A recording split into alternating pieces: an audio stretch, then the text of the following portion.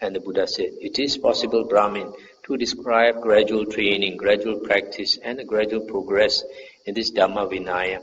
This as Brahmin, when a clever horse trainer obtains a fine thoroughbred colt, he first makes him get used to wearing the bit, and afterwards trains him further.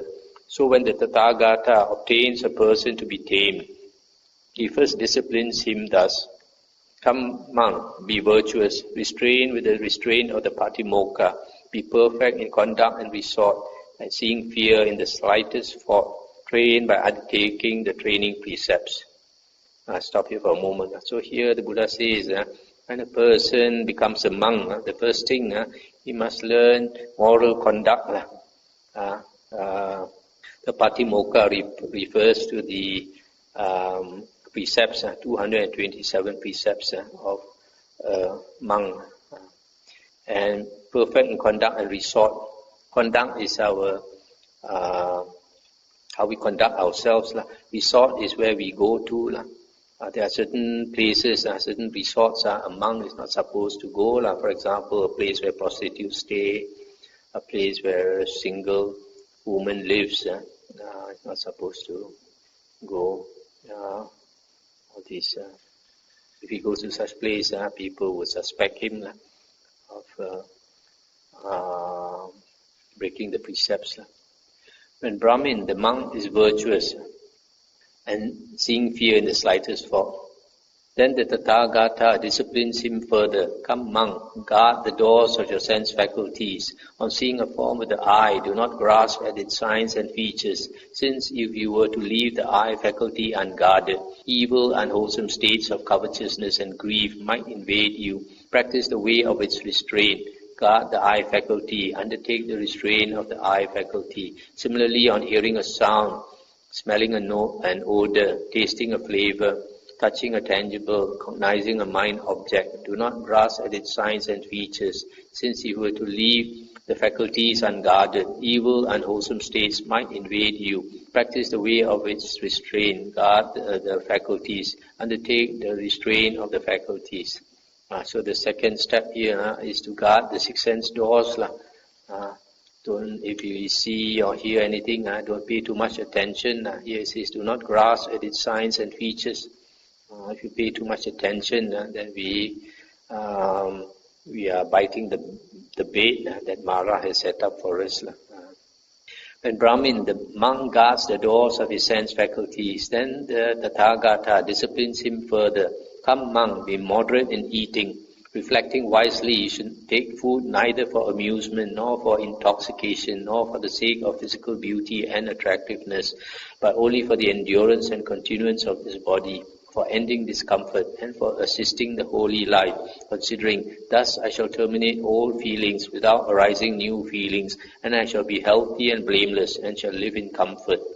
I'll stop here for a moment. So here the Buddha says the monk has to practice moderation in eating. That's why the Buddha's in the monastic code, a monk is only allowed to eat in one part of the day, in the morning, after dawn, and before noon when the sun is at the highest. And here he says, thus I shall terminate all feelings. This all feelings refers to feelings of hunger without arousing new feelings of greed. We just take the food to get rid of hunger without allowing greed to arise. When Brahmin, the monk, is moderate in eating, then the Tathagata disciplines him further. Come, monk, be devoted to wakefulness during the day, while walking back and forth and sitting. Purify your mind of obstructive states. In the first watch of the night, that means 6 to 10 p.m., while walking back and forth and sitting, purify your mind of obstructive states. In the middle watch of the night, you should lie down on the right side, in the lion's posture, with one foot overlapping the other, mindful and fully aware. After noting in your mind the time for rising, this middle watch is from 10 p.m. until 2 a.m. After rising in the third watch of the night, while walking back and forth and sitting, purify your mind of obstructive states. This third watch is 2 to 6 a.m. So this devotion to wakefulness is to try to be wakeful, be awake as much as possible. So here the Buddha recommends only 4 hours of sleep. This is very difficult to do. You see here, if a monk wants to aim to practice this, then the whole day he should sit and walk, and then even at night also sit and walk. The only time to lie down is the middle watch. When Brahmin, the monk, is devoted to wakefulness, then the Tathagata disciplines him further. Come, monk, be possessed of mindfulness and recollection. This one, mindfulness and recollection. Sati sampajanya. Act in full awareness when going forward and returning. Act in full awareness when looking ahead and looking away. Act in full awareness when flexing and extending your limbs. Act in full awareness when wearing your robes and carrying your outer robe and bowl. Act in full awareness when eating, drinking, consuming food and tasting. Act in full awareness when defecating and urinating. Act in full awareness when walking, standing, sitting, falling asleep, waking up, talking and keeping silent. When Brahmin, the monk, possesses mindfulness and recollection, then the Tathagata disciplines him further. Come, monk, resort to a secluded resting place, the forest or the root of a tree, a mountain, a ravine, a hillside cave, a charnel ground, a jungle thicket, an open space, or a heap of straw. He resorts to a secluded resting place. On returning from his alms round after his meal, he sits down, folding his legs crosswise, setting his body erect, and establishing mindfulness before him. Abandoning covetousness for the world, he abides with the mind free from covetousness. He purifies his mind from covetousness. Abandoning ill will and hatred, he abides with the mind free from ill will, compassionate for the welfare of all living beings. He purifies his mind from ill will and hatred. Abandoning sloth and torpor, he abides free from sloth and torpor, percipient of light, mindful and fully aware. He purifies his mind from sloth and torpor. Abandoning restlessness and remorse, he abides unagitated with the mind inwardly peaceful. He purifies his mind from restlessness and remorse. Abandoning doubt, he abides having gone beyond doubt, unperplexed about wholesome states. He purifies his mind from doubt. I stop here for a moment. So here, this one, abandonment of the 5 hindrances. You can notice from this description here, when a person abandons sloth and torpor, he is percipient of light. This light wells up from within him. And after that, he finds that these 5 hindrances are eliminated. And with the elimination of the 5 hindrances, he notices that his anger comes down a lot, and also his lust comes down a lot. These two are very noticeable.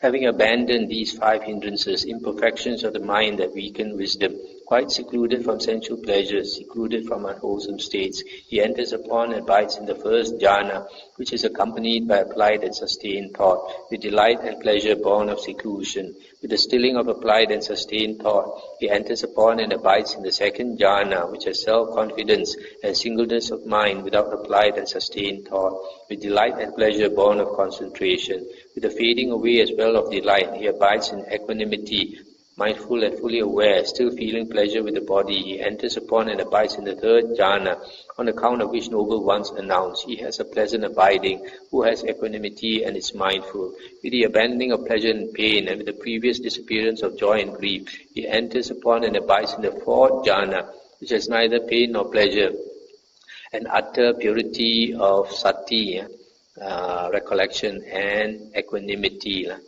This is my instruction, Brahmin, to those monks who are in the higher training, whose minds have not yet attained to the goal, who abide aspiring to the supreme security from bondage. But these things conduce both to a pleasant abiding here and now, and to mindfulness and recollection for those monks who are arahants, with taints destroyed, who have lived the holy life, done what had to be done, laid down the burden, reached the true goal, destroyed the fetters of being, and are completely liberated through final knowledge.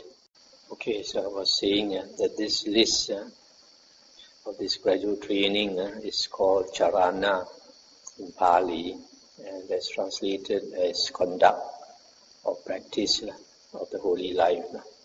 I mentioned before that this list in any one particular sutta is not complete.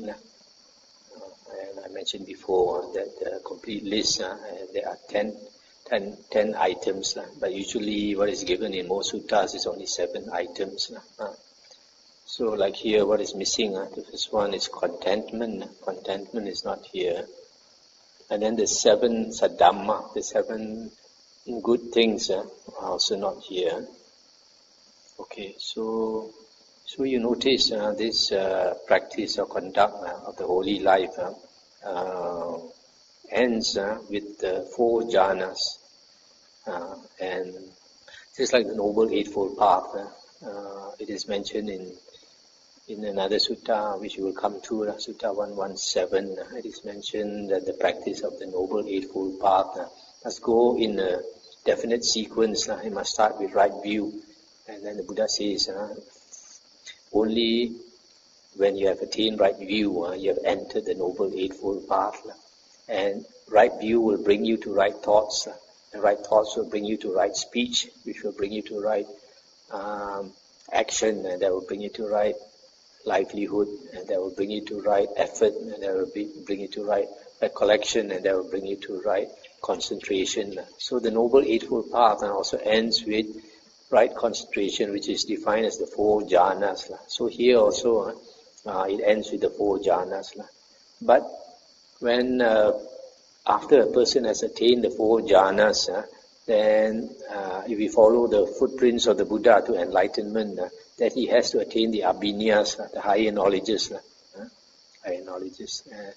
And out of the 6 higher knowledges, the 6 abhinyas, 5 of them have to do with psychic power. 5 of them, like the various types of psychic power called psychokinesis. And then the divine eye or heavenly eye, being able to see devas and devis and ghosts and all that. And then the heavenly ear, being able to hear, and then recollection of past lives, reading the minds of others and all that. So the 5 have to do with psychic power, but they are not so important as the last one. And the last one is destruction of the 5 of the asavas, destruction of the taints or uncontrolled mental outflows, which is basically the destruction of the flow of consciousness. Once the tendency of the consciousness to flow is destroyed, then when the Arahant dies, the consciousness does not flow anymore. It is the 6 consciousnesses that flow, that create the world. So with the 4 jhanas, and if that person has the 4 jhanas, and then he studies the Buddha's words, that is, you can consider that as the 7th factor of the Noble Eightfold Path, samasati, and that can also be said to be vipassana. Vipassana is not a meditation. Vipassana is contemplation, quan in Mandarin. So this knowledge of the suttas plus the 4 jhanas will bring one to enlightenment. So this sutta is another one of those that gives a list of charana, the gradual training of a monk. So it's very clear from here how a monk is supposed to live the holy life, train in this gradual training.